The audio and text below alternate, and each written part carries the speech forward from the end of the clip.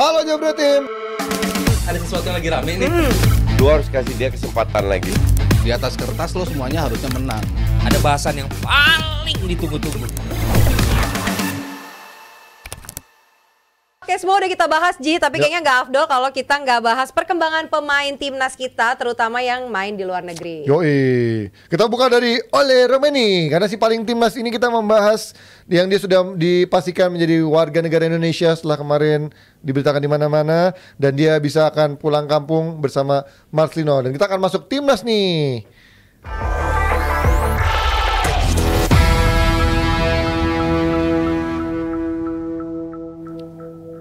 Langsung kita bahas Ole Romeni. Ngelihat perkembangan di Oxford, apakah dia akan menjadi solusi untuk Apa perkembangannya belum main juga? iya maksud gua menang udah latihan.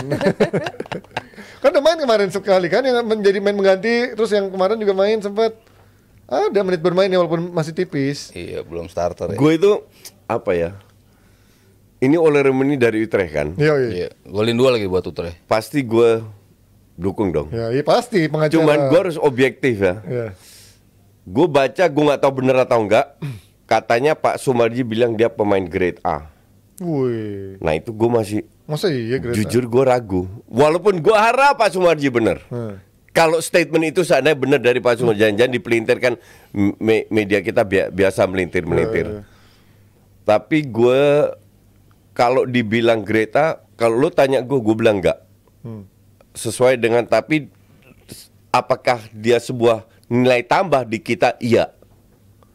Karena ya kalau bandingin sama strike ya sorry itu saya. Iyalah. Ngerti nggak? Ya secara levelnya juga beda Nah, kan.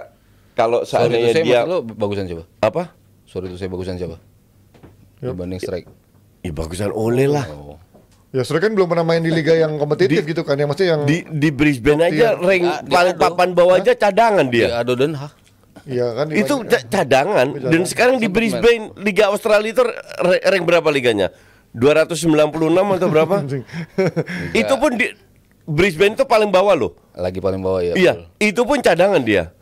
Jadi ya masih mending Ole Romeni kemana-mana. Kemana-mana kan cadangan kan dia kemarin juga Iya. si Brisbane kemarin. Mending lu cadangan di FC Utrecht Tapi- dan dari Oxford. Ya mungkin Enggak, mungkin parameter waktu jadi Utrecht mungkin grade A kali ya, begitu Enggak, dia downgrade ke parameter grade A, gue rasa yang dipakai adalah pemain-pemain yang ada di liga teratas, top di tier. liga itu. Ya. Oh, Jadi- oke. Ya mungkin makanya gue nggak tahu Jadi parameternya kayak apa. si Hillhurst, kayak si Reinders itu Eliano dibilangnya kan grade A karena main di Zwolle, main di Twente gitu. Ya, top Tom tier Haaland. liga ya, Eropa ya. Sekali lagi kan tergantung parameter ya. Ya, parameter yang dipakai tuh itu. Iya, oke, makanya dia dari Utrecht kan tadinya kan. Iya. Makanya dianggap Atau Gue divisi ya. nggak ada masalah dengan itu. Cuman kalau gue bilang ini pemain masih mentah, kasarnya begitulah.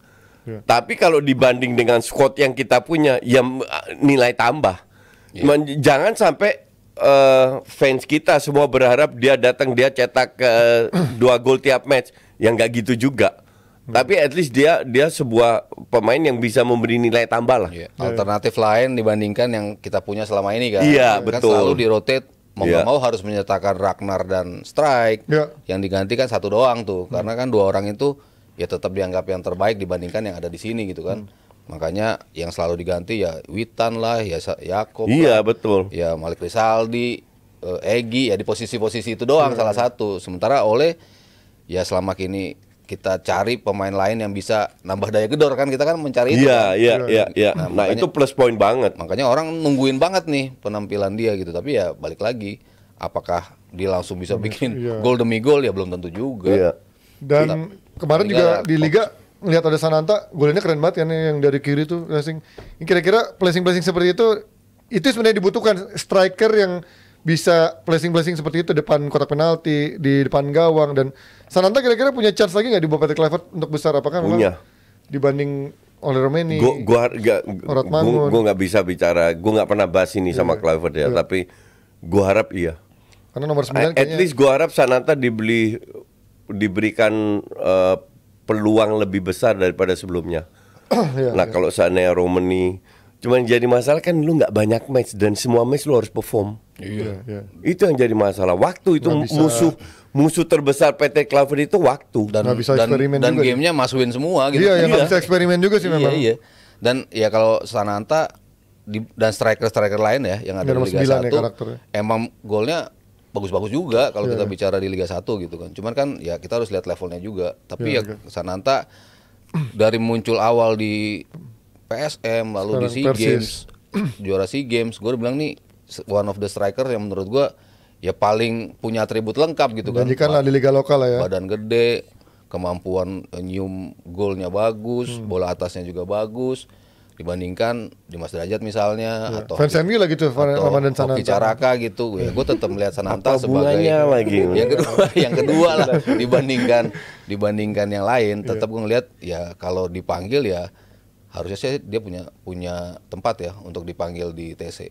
Ya, kita lihat nanti apakah memang Sananta punya chance di bawah Patrick Kluivert, karena dengan Kluivert yang dulunya seorang striker mungkin akan melihat nomor 9 ini bisa menjadi rise and shine-nya untuk pemain-pemain dengan karakter nomor punggung 9. Nah, Sandy Walsh berseragam Yokohama Marinos secara resmi, apakah ini nih lo kan paling benci pemain kita berangkat ke Jepang. Bukan benci. Ya maksudnya Nggak tertarik. maksudnya lo menganggap Liga Jepang itu hanya menjadikan pemain Indonesia sebagai marketing lah. So far gue lihat ada 4 contoh Ya. dan itu terjadi. Dari Lili Pali. Ya. Ya. Nah sekarang ya Sandy Walsh harusnya sih bisa bersaing ya di sana. Jadi semoga dia at least dapat tempat lebih sering main lah daripada 4-4 sebelumnya.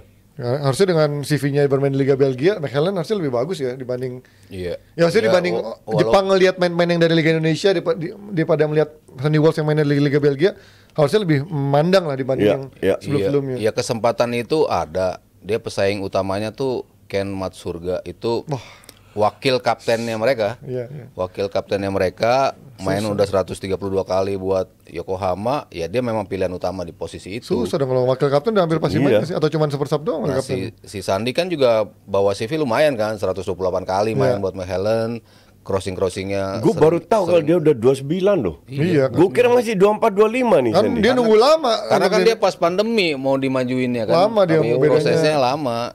Jadi ya udah kehilangan berapa tahun tuh kan. Iya. Sandy Walsh kita lihat apakah memang bisa mendapatkan menit bermain di Jepang, atau lagi-lagi ya tadi yang Coach bilang sebagai trik marketing dari Jepang. Apalagi ini timnya juga nggak main-main ya, Yokohama Marinos yang bisa bilang tim papan atasnya dari J-League ya. Terus juga kalau main Indonesia main Liga Belanda nih, katanya siapa coach yang dari 2 minggu terakhir mainnya cukup menarik perhatian. Verdong juga katanya lagi main bagus. Tom Haye kemarin Tom Haye bagus. menang lawan Utrecht. Sebenarnya gue nggak begitu itu sama kalau Utrecht, karena gue udah pasti bilang pasti turun kan Utrecht. Dan justru di hari ulang tahunnya Tom Haye, di mana Almere terseok-seok, main di Utrecht menang. Lo pikir pasti menang tuh ya? Siapa? Lawan Utrecht. Almere. Iya. Harusnya Bisa sama kayak Plymouth Liverpool lah. Di Iya kan? kandang kan. Di kandang. Cuman fans Utrecht gue baca komen-komennya, ya nggak heran. Karena Utrecht udah 3 match nggak menang. Ternambah 10 match lah. Iya. Tiba-tiba peringkat Iya. papan tengah. Kalau Tom Haye sih- Kalau Utrecht rank 10 udah biasa. Iya, kembali ke itu habitat tiap biasa. tahun kembali ke habitat. Kalau ke peringkat 3 baru mantap Putre kan. Tapi sekarang masih unggul Peringkat berapa 3. poin di peringkat 3? Beda 2 sama 3 lah sama yang peringkat 4 Iya, namanya iya, kan. iya. Masih ada. Feyenoord peringkat 4. Iya. Oke, itu dia dari update dari Indonesia. Nanti kita akan lihat lagi main-main dari update perkembangan main timnas kita dan siapa pemain kira-kira yang akan bisa memperkuat timnas kita menjelang bulan Maret nanti, sampai kita lihat juga pergerakan lagi dari 4 pelatih timnas Indonesia. Silakan. Oke, terima kasih banyak Jebret Tim yang udah nonton kita hari ini. Terima kasih banyak juga yang udah nyawer.